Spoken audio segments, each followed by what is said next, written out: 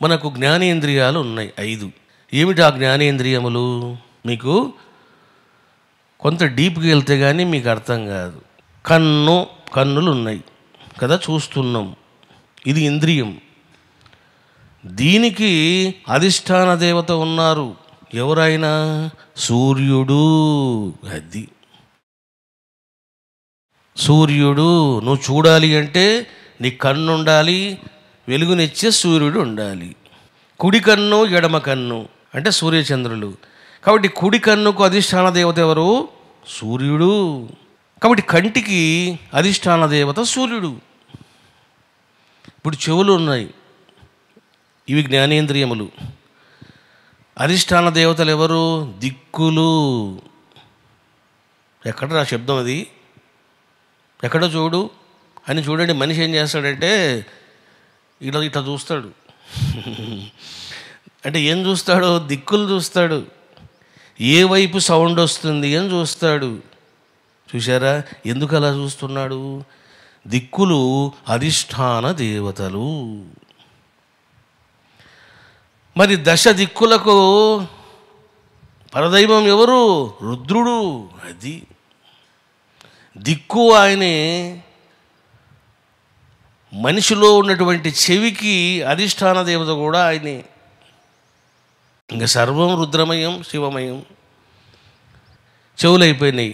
ఇక మీరు మొక్కు తీసుకోండి. అంటే నాసిక రంధ్రములు, అశ్విని దేవతలు. అశ్విని దేవతలు అంటే 2. 2 నాసికా రంధ్రాలు ఉన్నాయి కాబట్టి 2 దేవతలు. ఇక నాలుక ఉంది. మరి ఈ నాలుకకు అధిష్టాన దేవత ఎవరు? వరుణ భగవాన్. వరుణ భగవానుడు అధిష్టాన దేవత. ఇక జ్ఞానేంద్రియాల్లో 5వది చర్మం. ఈ చర్మానికి అధిష్టాన దేవత ఎవరండి అంటే వాయువు.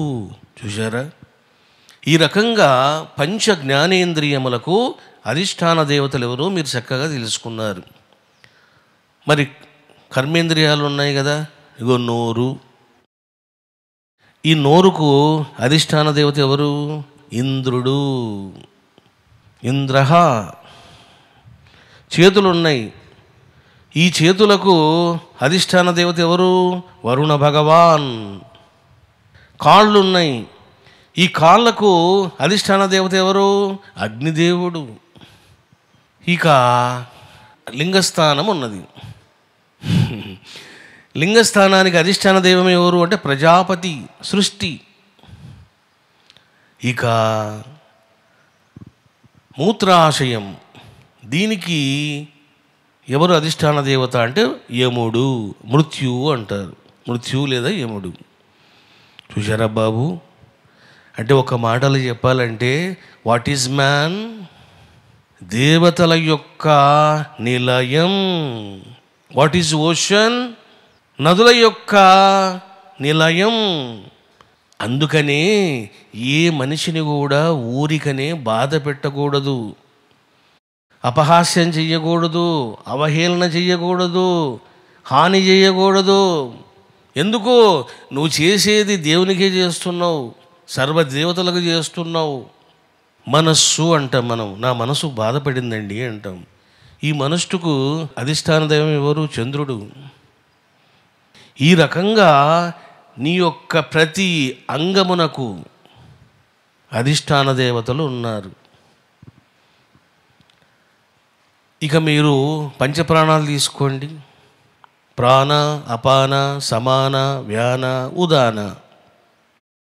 ప్రాణవాయువు ఎక్కడుంటుంది? ఇది హృదయస్థానములో ఉంటుంది. దీనికి అధిష్టాన దేవత ఎవరు అంటే విశిష్టః, విశిష్టకుడు అని అంటారు. ఇక ఆపాన వాయువు ఇది ఎక్కడ ఉంటుంది అంటే ఉదయస్థానములో ఉంటుంది. మరి దీనికి అధిష్టాన దేవత ఎవరండి? విశ్వకర్త అంటారు.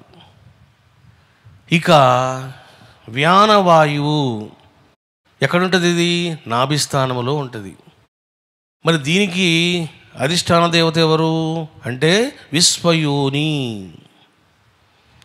ఇక మీకు ప్రాణ, అపాన, వ్యాన, ఉదాన.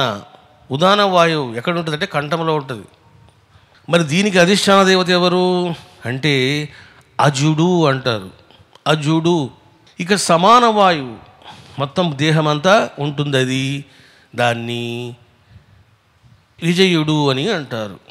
విజుడు లేదా విజయుడు అంటారు. నువ్వు పీల్చే గాలికి కూడా వదిలే గాలికి కూడా దేవతలు ఉన్నారు.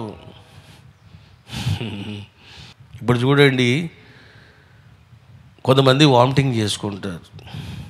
అసలు వామిటింగ్ ఎట్లా అవుతుందో తెలుసునా మీకు?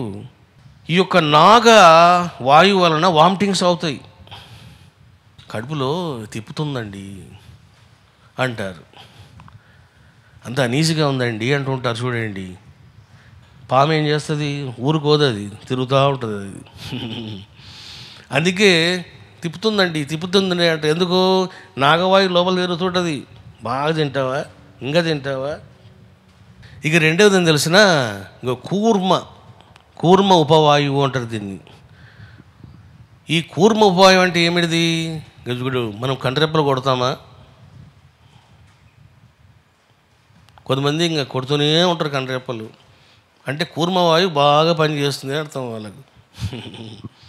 కొంతమందికి తుమ్ములు వస్తాయి. అసలు తుమ్ములు ఎందుకు వస్తాయి అని అంటే కృకర వాయువు పనిచేస్తుంది. అది కనుక యాక్టివేషన్ అయిందా వానికి తుమ్ములు. కొంతమంది ఆవలిస్తుంటారు చూడండి, ఎక్కువగా ఆవలిస్తుంటారు. దేవదత్తం వాయువు యాక్టివేషన్ అయ్యింది. ఆవలింతలు వచ్చేటప్పుడు ఓం దేవదత్తాయ నమః అని మంత్రం చేస్తే తగ్గుతుంది. ఇంకా ధనుంజయ వాయువు అంటే బాడీ అంతా ఉంటుంది. ఇప్పుడు మీకు అర్థమైంది, అసలు మనము చేసే ప్రతి కర్మకు కారణమైనటువంటి ఇంద్రియాలలో ఒక్కొక్క ఇంద్రియములో ఒక్కొక్క దేవత ఉన్నది. చాలామంది ఏమంటారు? గోమాతలో సర్వదేవతలు ఉన్నారు అంటారు. నిజమే అది. మరి నీలో లేరా? ఎందుకో తెలుసునా? Where there is a king, ఎక్కడైతే రాజు ఉంటాడో పరివారం కూడా అక్కడే ఉంటుంది. పరివారం లేకుండా రాజు రాడు. ఎక్కడైతే భగవంతుడు నీ హృదయంలో ఉన్నాడు అని నువ్వు తెలుసుకున్నావో, ఇప్పుడు మీరు బాగా తెలుసుకోవాలి, శివునితో పాటు శివుని పరివారం కూడా నీలోనే ఉన్నది.